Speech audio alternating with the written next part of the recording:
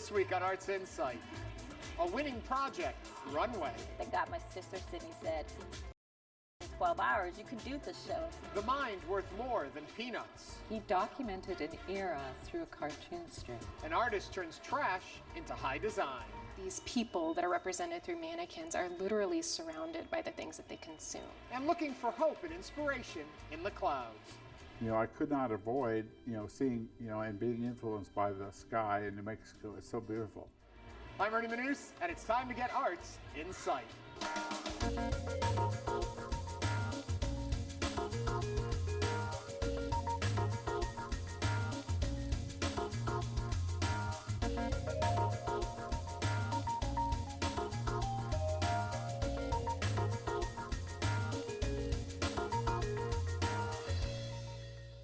Welcome to Arts Insight. Today we're coming to you from America's #1 children's museum, as selected by Parents Magazine, the Children's Museum of Houston. A true playground for your mind. We'll show you around in just a bit. But first, she came to national prominence by winning the second season of Project Runway. But that was just one stop on the creative journey for Houston's own fashion designer, Chloe Dowd.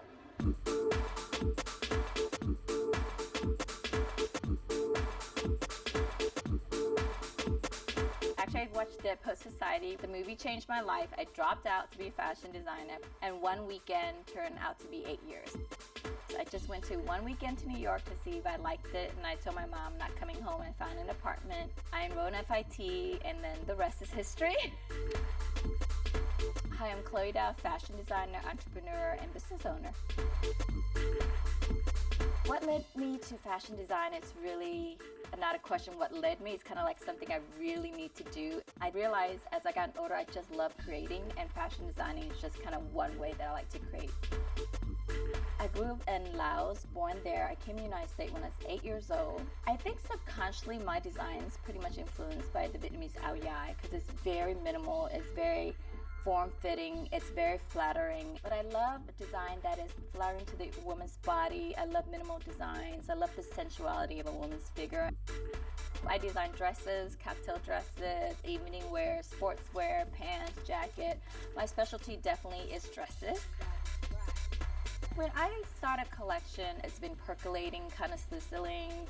I look at everything that's actually in the retail market. Then I looked at online, in the fashion calendar 6 months ahead. So I looked at every other designer worldwide, what they're projecting, and I kind of gather all that. And then I decide what I want to personally do, because it's a combination of what I think my customer needs, what I want to design, and what is on trend. So it's 3 factors that comes all in together. I gather my fabric, and then I put it on my wall, and then I edit my fabric once I put it on the wall. And then once that fabrication is edited down, then I start designing pieces to go with the fabric. Can't go wrong, everything matches. My assistant and I, we literally sit down for 2-3 days. This is our fabric, this is the theme. We have a mood board that we created already. This is the mood that we're going for, and we sit down and we just sketch pieces. And then we pick one sketch, each of us, and then we drape it on the mannequin. And then at that moment, we're still tweaking, and then we make the pattern. Then we actually cut the pattern, and then we have a seamstress who sew it, or either I sew it. And then once the sample is made, we fit it on a fit model, and that's one piece is kind of starts the rest, so it's a domino effect. And then we'll figure out the run of show. Each fashion show, we try to do at least 28 pieces. That's for the runway. The most challenging aspect of designing is it's really a business that combines commerce and creativity. So it's not just about making a beautiful thing in this world of social media and the internet. You have to play so many different roles now. That's really challenging. I actually had Lot 8 from 2000 to 2012, and it was my baby.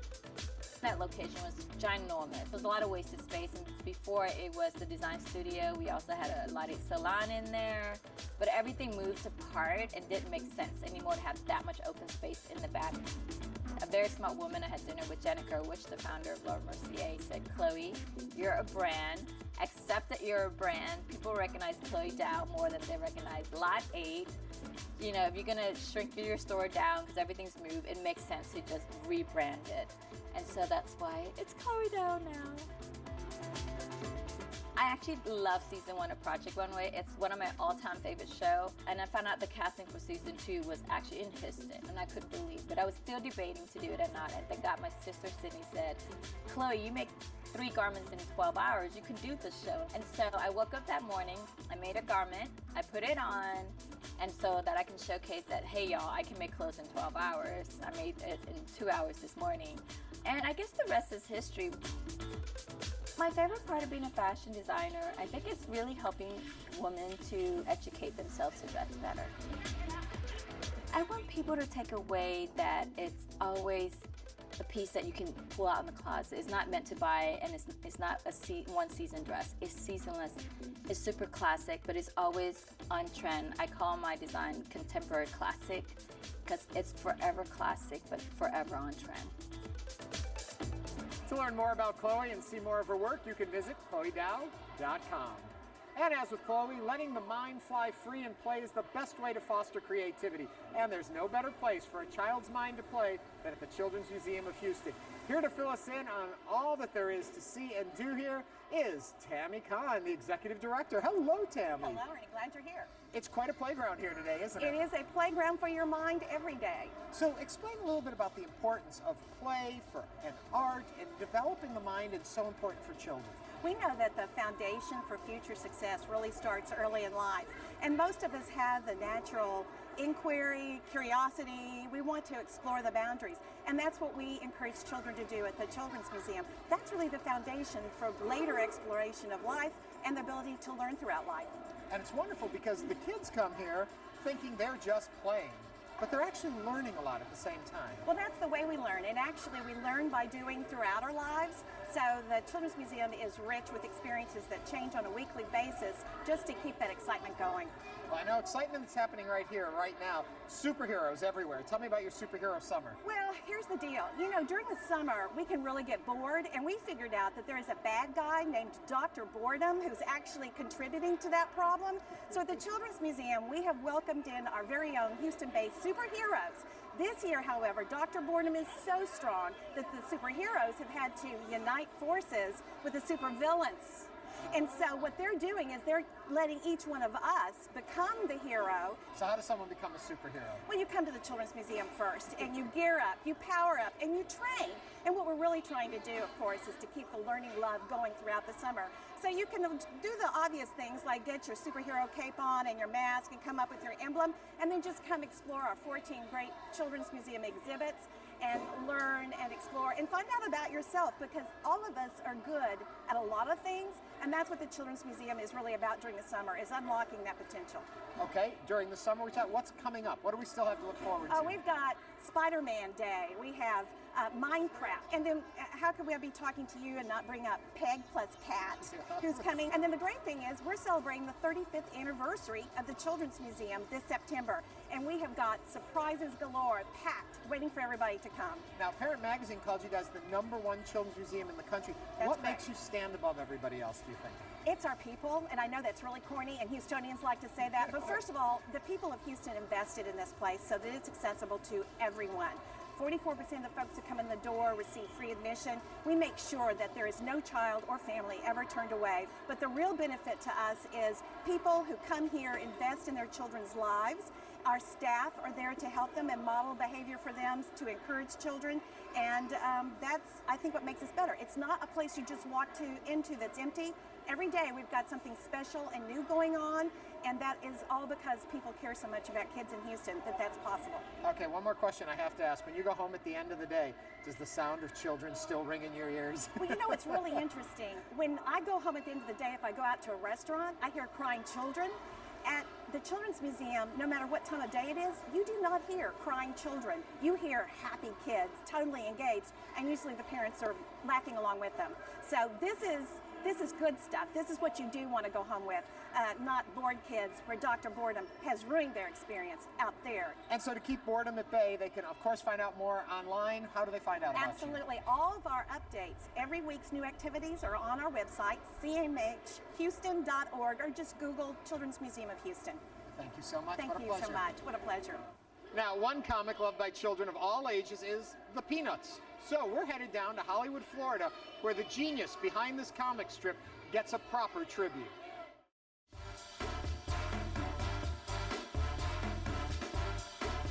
We're a visual and performing arts center, and this particular building this is where we house our visual art exhibitions for both adults as well as children. We've been in this building since 1990. We moved here with the intent of it becoming the Art and Culture Center, and in 1992 we reopened, and here we are, still here today.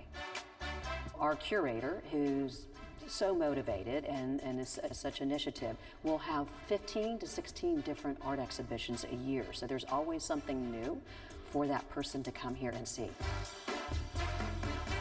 Our latest exhibit, Charles M. Schulz, Pop Culture and Peanuts. It is a tremendous exhibition that includes 70 original drawings by Charles M. Schulz that span his 50-year career of drawing Peanuts every day throughout those 50 years.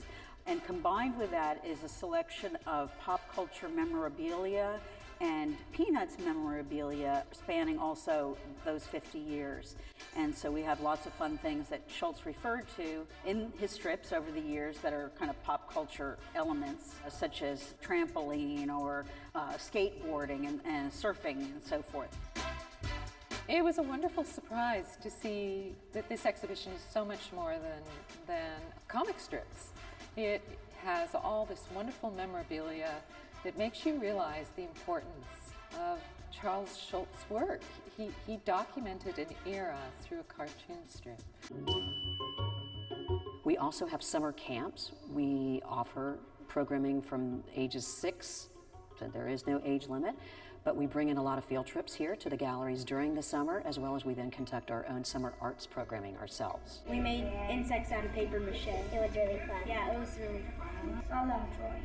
I made a picture of Snoopy and Charlie Brown all by myself. We definitely set up some places within the show that kids and grown-ups can interact and have fun. We had a life-size Snoopy doghouse built by Hollywood Woodworking, and they did a spectacular job of building our Snoopy doghouse. And kids and adults are welcome to draw the curtain that's there, and they can look inside and see what Snoopy has. Oh, my favorite part is peeking into Snoopy's doghouse and seeing what's in there. My husband is a woodworker, and he was invited to build the doghouse, so that was really great. There was a lot of discussion as to how it was going to be constructed, and that, in fact, my husband went out and bought old boards because he didn't want to be using brand new wood. I wasn't surprised that this show came here because the Art and Culture Center puts on such great quality exhibitions. To find out more of the entertaining things going at the Arts and Cultural Center of Hollywood, visit artandculturecenter.org. Next, artist Charlotte Kruk adds her own spin on eye candy by using recognizable wrappers from candy, coffee, toothpaste, and more to create couture clothing that reflects our material culture.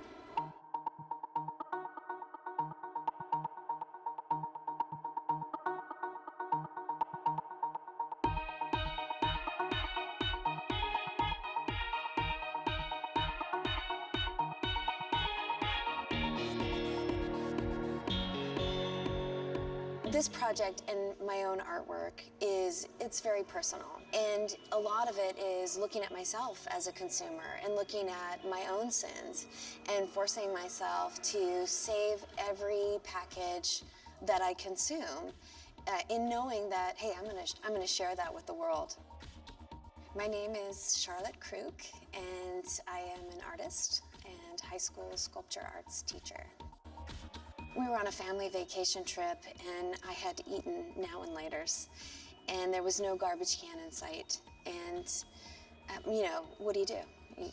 You carry these all day? And I started to think about this packaging, which I was working with, and then I started to, in my mind, see them as textiles and see sewing them back together and becoming this original sheet that they had been cut out of to become just the little individual candy wrappers. All of the effort and engineering that goes into brands and making the product and keeping the product sanitary, you know, for consumers, and then it's just waste. And so we produce so much waste on this planet, and I just thought, you know, okay, I'm gonna hold on to these wrappers because look at what my brain is doing with putting them back together.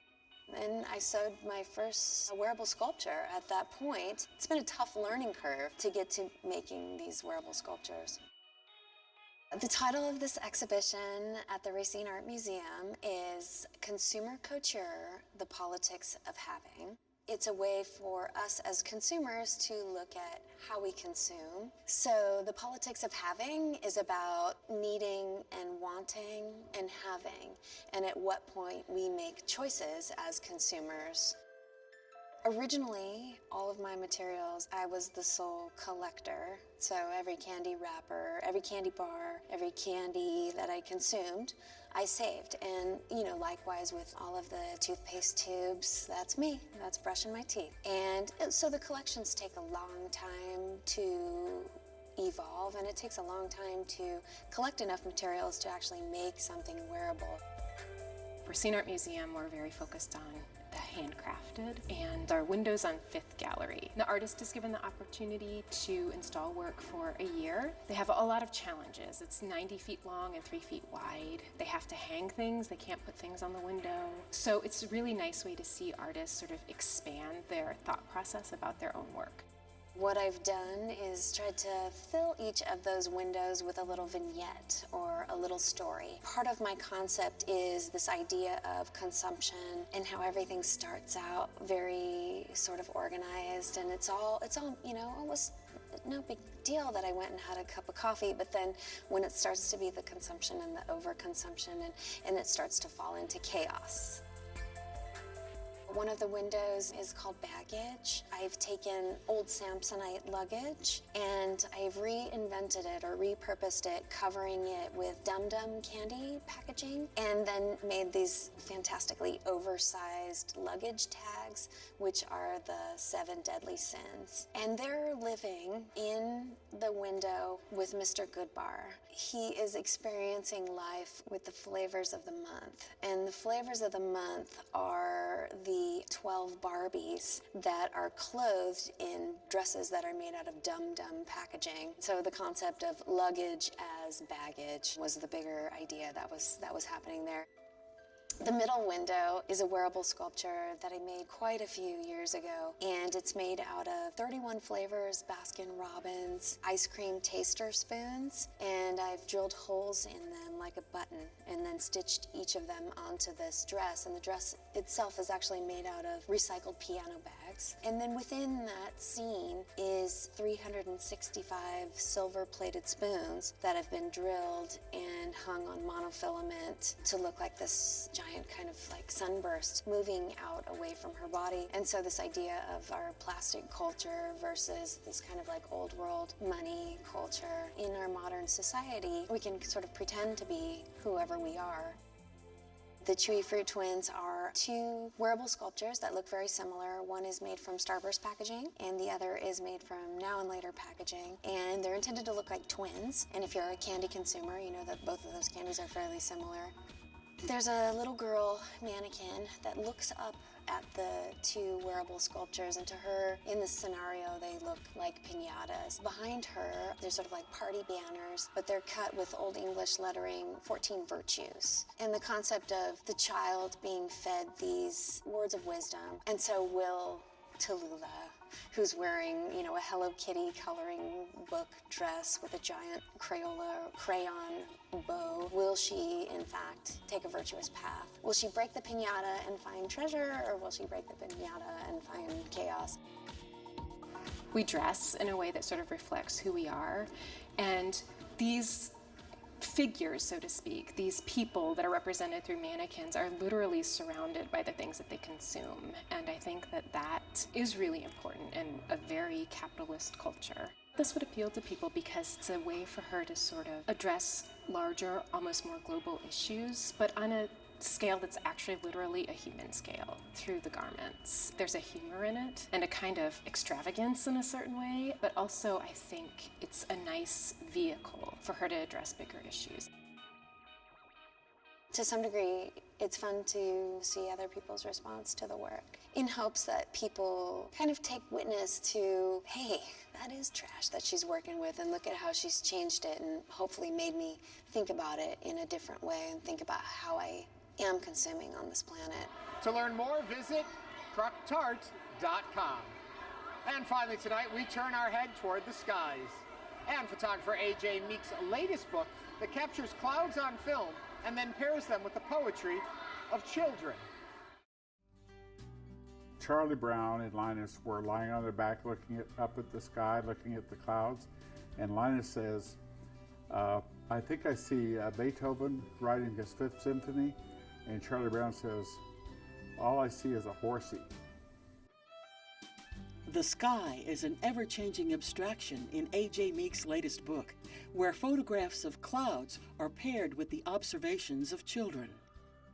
The idea of this book on clouds, it was a little intimidating at first because, every artist, photographer that's been trained knows about the work that Stiglitz did.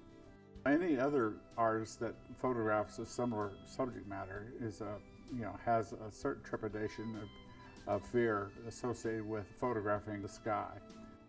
His inspiration for the book came while he was in New Mexico. I had retired from LSU in School of Art and Photography in 2005, and I was teaching in the honors program at the University of New Mexico, and it was a real great time. We had a great time, but I could not avoid seeing and being influenced by the sky in New Mexico. It's so beautiful with those cobalt blue skies and this really, really intense light. I was inspired by that sky, and I started making photographs. When I got back to Louisiana, I continued the project. What I wanted to do is I wanted to include the perceptions of hope by children, and those were done by family and friends. I asked them first, of course, and I didn't want to include the pictures for the children to see to illustrate, so I gave them key words such as angels, and, donuts, whatever, some things like that, and then they responded to that. A donut tastes like sugar made from happiness. I was also helped out a lot by the Runnels School here in Baton Rouge, and the English professors gave an assignment to their students. Windy clouds, cotton balls on a string, pulled by time, pushed by wind, float overhead, held in the sky by the push of wind. This work was inspired by the Native American concept of a sacred space. It's a place that they go to they can commune with nature, and they can't really hold any kind of negative thought while they're observing a sacred mountain or a sacred place. The same was true for me with the title, The Healing Presence, is a concept that I wanted to put forth is when you look at these photographs, you can't hold a negative thought. And then when you read the children's perceptions, you get more information. And that was based on that idea. The illuminating presence of the sky is what helps us stay alive. Up above is where they float. The sky, the sea, the clouds, a boat. Meek has authored 6 books of photography. His penchant for landscapes has been a recurring theme in his work. I've always considered myself a documentary photographer, with an artistic bent. What that means exactly is that, I'm really concerned with what is before the camera, using the camera to record, things in front of the camera. And that's kind of documentary. It's kind of artistic if you use the light properly. And so those are the kind of things that I've really found myself interested in. Angels have halos, wings, white dresses, and yellow shoes. Some people ask me, do I miss the old analog photography, the old dark rooms? And, you know, seriously speaking, I mean, I'm really grateful for getting out of that. I really like darkroom work, but I really am grateful for, you know, the advancements of technology, because digital photography is less polluting than the old way. A photographer, you know, uses heavy metals and very polluting darkroom chemicals, and the old way, you know, even though it's quite beautiful, I'm grateful that, you know, I no longer work in the darkroom. Those were pretty rough days. If I were a cloud, I'd soar above the world with all the freedom I could imagine, just waiting for the wind to take me somewhere new. Especially after my retirement from LSU, I wanted to use my work, my talent, you know, as a kind of a ministry. I mean, in a way, you know, because you know, it's something I couldn't do or didn't feel like I really could do, you know, as an academic teacher or photographer. And so now that I've retired, I feel like I can really open up a little bit more and show some of the spiritual side of my nature and some of the spiritualness of the work that I'm trying to do. Heaven is above the clouds, and there's houses and buildings there, and our kitties.